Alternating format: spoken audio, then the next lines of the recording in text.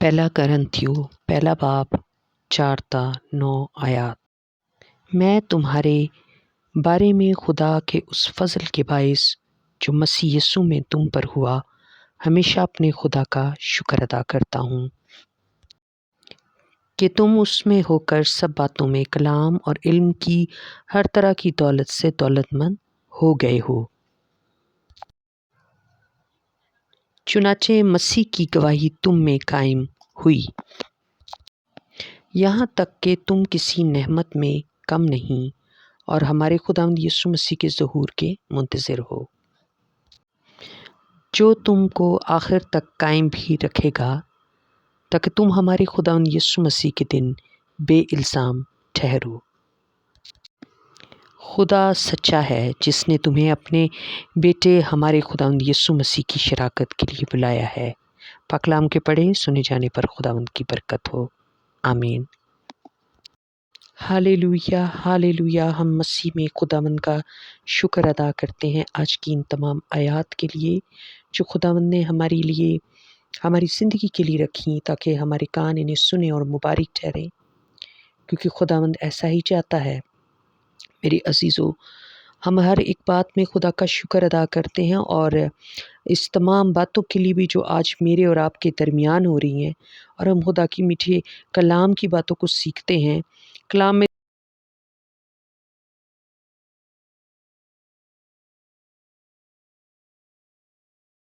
तुम पर हुआ अपने खुदा का शुक्र अदा करता हूँ। क्या फ़ज़ल हुआ मेरे अज़ीज़ों कि तुम उसमें होकर सब बातों में कलाम और इल्म की हर तरह की दौलत से दौलतमंद हो गए हो। इस बात के लिए शुक्रगुजारी कर रहा है पौलुस रसूल, और आज हम भी इस बात के लिए खुदा का शुक्र अदा करते हैं कि खुदा हमें सब बातों में कलाम के वसीला से जो है वो तालीम बख्शता है, इल्म बख्शता है, क्योंकि कलाम में लिखा है कि ये भी अच्छा नहीं कि रूह इल्म से खाली हो। मेरे अज़ीज़ों, हमारी रूह को कलाम की ज़रूरत है। जिस तरह से हमारी ज़िंदगी को खुराक की ज़रूरत है, हवा की ज़रूरत है, हर एक ज़रूरियात ज़िंदगी की ज़रूरत है, इसी तरह रूह को कलाम की ज़रूरत है। और कलाम के अंदर हर एक बात हमारी रूह को तक़वियत बख्शती है, और जब हमारी रूह के अंदर तक़वियत है तो यकीनन हमारी जिस्म भी उससे तरक्की करते हैं, क्योंकि हम उस बात से मुतमईन होते हैं। तो ये खुदा का एक बड़ा फ़ज़ल है जिसके लिए हम खुदा का शुक्र करते हैं कि खुदा ने अपने कलाम को हमारी ज़िंदगियों में खोला, उस भेद को खोला और उन बातों को आया किया जो कोई और हम पर कर नहीं सकता। सो हमारी रूह के अंदर जो कलाम जब उतरता है मेरे अज़ीज़ों, तो फिर हम बदल जाते हैं।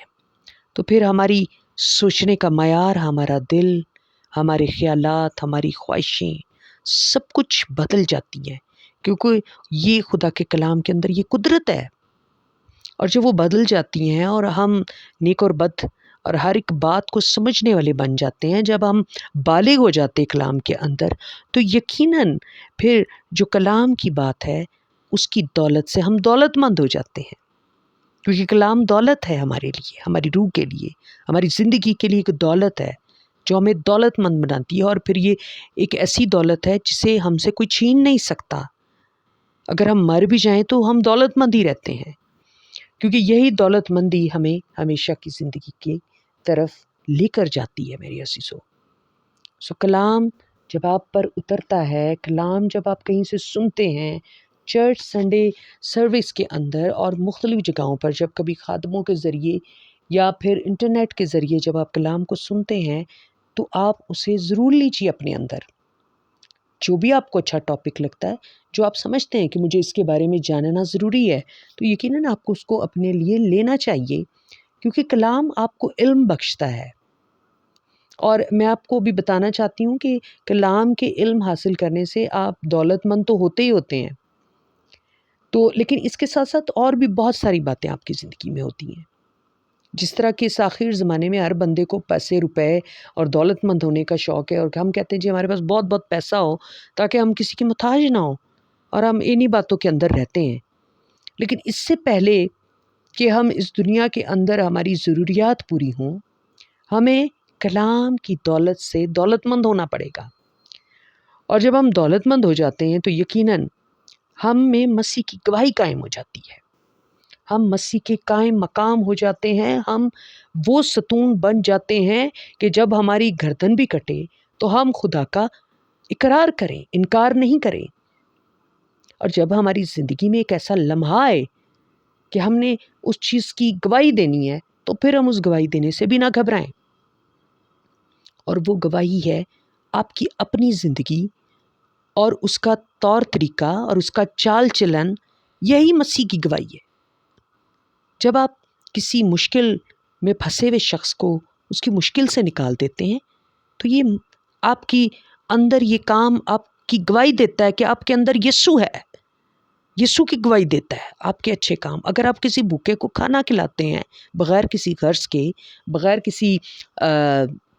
تصویروں کے، بغیر کسی مطلب کے، تو آپ کیا کرتے ہیں؟ آپ مسیح کی گواہی کو پیش کرتے ہیں میرے عزیزوں۔ اور اگر آج آپ اس آخر زمانے میں بھی دینی کی دور کے اندر کسی شخص کو جو خدا کے کلام سے خالی ہے، جس کی روح کلام سے خالی ہے، وہ کلام تو بہت پڑھتا ہوگا، سنتا بھی ہوگا، لیکن پھر بھی وہ خالی ہے، اگر آپ اس کو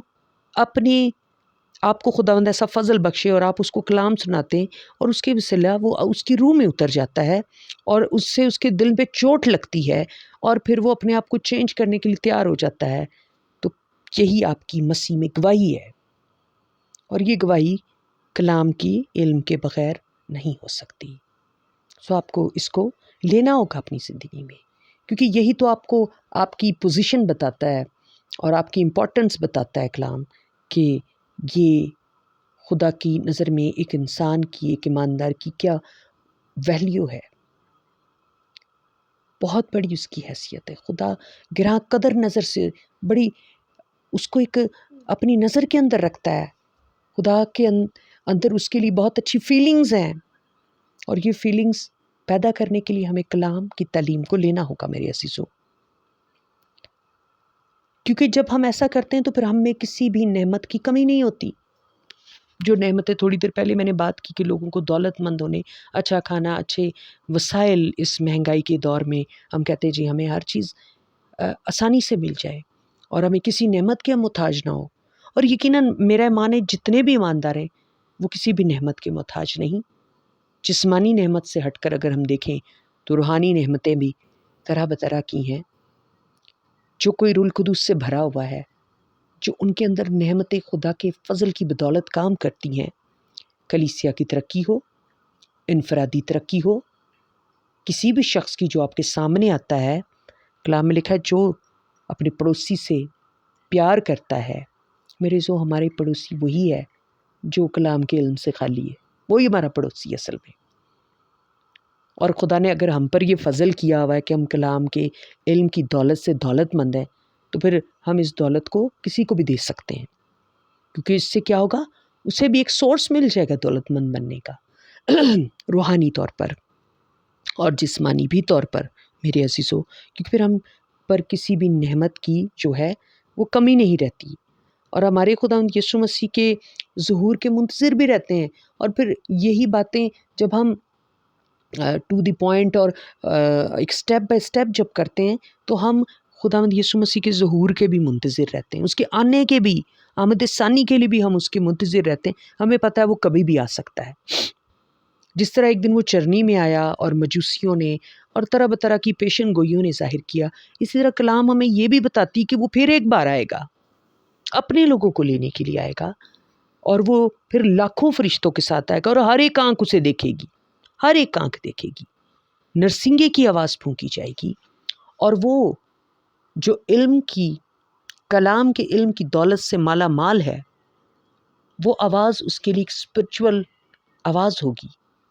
وہ اس کا ایک تعلق ہوگا جو اس کو ہوا میں اڑ کر اس کا استقبال کرنے کا فضل بخشے گا، کیونکہ وہ اس کا منتظر ہے، وہ اس کا گواہ ہے، وہ علم کی دولت سے بھرا پڑا ہے، کلام اس کے اندر کام کر رہا ہے، وہ بغیر طرفداری کے وہ ہر ایک کام کو اس لیے ادا کرتا ہے کیونکہ وہ یہ جان کر کرتا ہے کہ وہ جو بھی کرتا ہے وہ اپنے خداوند کے لیے کرتا ہے، کیونکہ خداوند اس میں بسا ہوا ہے کلام کے وسیلہ سے۔ جو کوئی اس کا منتظر ہے، یقیناً وہ ہوا میں اڑ کر اس کا استقبال کرے گا اور خدا اسے آخری دن تک قائم رہنے کا بھی فضل دے گا۔ آخری دن تک ہم کیسے قائم رہ سکتے؟ جب ہم میں کلام ہے، ہم ہر ایک بات پر غالب آ سکتے ہیں، ہمارے پاس ہر ایک بات کا توڑ ہے، اور پھر خدا ہمیں آخر تک قائم رہنے کا بھی فضل دے گا۔ تاکہ ہمیں ایسا فضل کیوں دے گا کہ ہم قائم رہیں؟ تاکہ کلام میں لکھا ہے کہ تم ہمارے خداوند یسوع مسیح کے دن بے الزام ٹھہرو، یعنی وہ دن جو عدالت کا ہے، وہ دن جس میں کوئی کسی کے لیے کچھ بھی نہیں کر سکتا۔ لیکن اب جب ہم دنیا کے اندر ہیں تو ہم ایک دوسرے کے لیے بہت کچھ کر سکتے ہیں۔ ہم لوگوں کے کیس سے ان کو رفع دفع کر سکتے ہیں، ہم ان کے گناہوں کے کیس ان سے ہٹا سکتے ہیں، زنا کا کیس ان سے ہٹا سکتے ہیں، اور ان کو ہمیشہ کی موت میں جانے کے لیے جو انہوں نے اپنے آپ کے لیے تیاریاں شروع کی ہیں ان سے روک سکتے ہیں۔ لیکن جو وہ دن آئے گا جس دن کہ خدا کا دن ہوگا، اس دن کچھ نہیں ہوگا میرے عزیزو۔ اس لیے ہمیں اس دن سے پہلے بہت ساری روحوں کو بچانا ہے اور اپنے آپ کو بھی بچا کر رکھنا ہے، تاکہ ہم سب بے الزام ٹھہریں اپنے خداوند یسوع مسیح کے دن، کیونکہ اس نے ہم پر فضل کیا اپنا کلام دے کر، نجات دہندہ بن کر۔ خدا سچا ہے، اور مسیح یسوع میں ہم جو اس کے بیٹے کے وسیلے سے بلائے گئے ہیں، اس کی شراکت کے اندر ہیں، ہم مبارک ہیں۔ لکھا ہے خدا سچا ہے جس نے تمہیں اپنے بیٹے ہمارے خداوند یسوع مسیح کی شراکت کے لیے بلایا۔ یہ ایک بہت خوبصورت بات ہے میرے عزیزو۔ جب اس نے ہمیں بلایا ہے، جب ہمیں اس نے اپنے فضل سے بھرا ہے، تو پھر ہم اس فضل کی بدولت جو کچھ بھی ہمارے پاس ہے، جو بھی نعمت ہم میں کام کرتی ہے، ہم اس کے ذریعے سے خدا کے نام کو جلال دیں میرے عزیزو۔ اور ہم دوسروں پر تنقید اور ایسی باتیں کر کے، آخر زمانے کی باتیں سنا کر لوگوں کو الرٹ تو کرتے ہیں، لیکن بنیادی بات تو یہ ہے کہ ہم ان کو بتا سکتے ہیں جی یہ آخر زمانے کی نشانیاں ہیں، لیکن میرے عزیزو اس سے بڑھ کر آخر زمانے میں کلام کے علم کے بدولت انہیں دولت مند کر دیں، تو میں یہ سمجھتی ہوں کہ یہ آخر زمانہ ان کو برگشتگی سے، ان کو گرنے سے، انہیں آخری دن بے الزام ٹھہرنے سے کبھی نہیں روک سکتا۔ وہ کبھی نہیں، خدا چاہتا نہیں کہ ہم گریں، خدا نہیں چاہتا کہ ہم الزام کے اندر پکڑے جائیں، ہم بے الزام رہیں، ہم جب عدالت میں جائیں تو ہم بری ہو جائیں، خدا ایسا چاہتا ہے۔ تو اگر بری ہونا چاہتے ہیں تو آئیں میں اور آپ مل کر اپنے ارد گرد اپنے پڑوسیوں کو گناہوں سے، ان کی کمزوریوں سے بری کرنے میں ان کی مدد کریں، کیونکہ خدا نے ہمیں کلام کے علم کی دولت سے مالا مال کیا ہوا ہے۔ آئیں اسے بانٹیے تو آپ اور دولت مند ہوں گے، اور آپ کو سٹار ملیں گے خداوند سے، اور آپ کو مقبولیت ملے گی خدا کی نظر میں۔ تو اس مقبولیت کو حاصل کرنے کے لیے میرے عزیزو اپنی زندگی کے اندر خداوند کے نام کو جلال دیجیے، اور اس آخر زمانے میں آئیے ہم ایک دوسرے کا ساتھ دیں اور ایک دوسرے کی مدد کریں انہیں اس تمام مشکل میں سے نکلنے کے لیے، تاکہ خدا کے نام کو جلال اور عزت ملے، اور ہم سب مل کر خدا کے اس پاک بلاوے کے اندر جائیں اور خداوند کے نام کو جلال اور عزت دیں۔ پاک کلام کے پڑھے اور سنے جانے کے وسیلہ سے مجھے اور آپ کو خداوند بے حد برکت دے، آمین۔